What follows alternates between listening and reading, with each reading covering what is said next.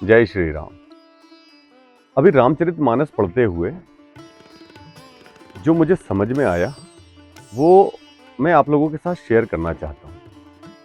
हुआ ये कि जब रामचरितमानस पढ़ रहा था तो मैंने देखा कि शंकर जी और माता सती कुंभक ऋषि के पास रामचरितमानस सुनकर यानी कि रामायण सुनकर वापस लौट रहे थे।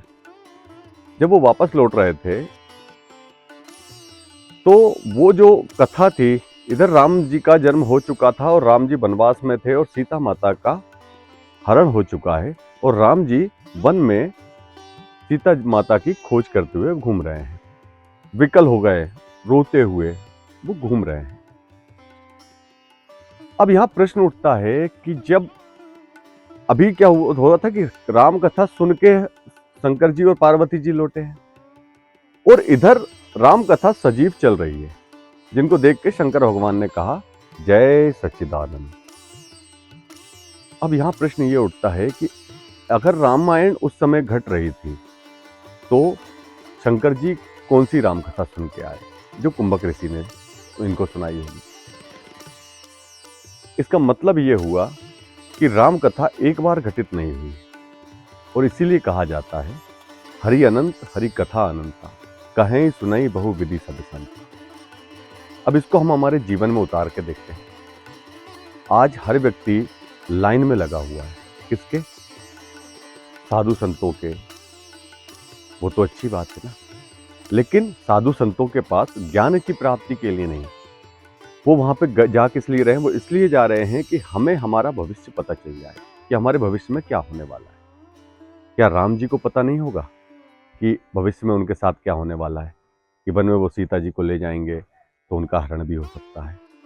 नहीं, सब कुछ लिखा हुआ है। ये जैसे कोई फिल्म बनती है तो हम क्या करते हैं, उस फिल्म के लिए पहले स्क्रिप्ट लिखी जाती है, फिर उसके डायलॉग लिखे जाते हैं और उन डायलॉग के आधार पर उस फिल्म का फिल्मांकन किया जाता है। यानी सब कुछ पहले से नियत होता है। अब यहाँ पे जो पात्र हैं उन पात्र को सिर्फ अपना रोल निभाना है और उस रोल को निभाने के लिए ही व्यक्ति जीता है।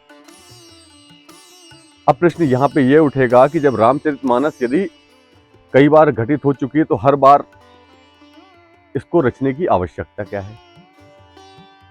राम जी का जो चरित्र है वो ये दिखाता है कि संसार में सत्य के साथ,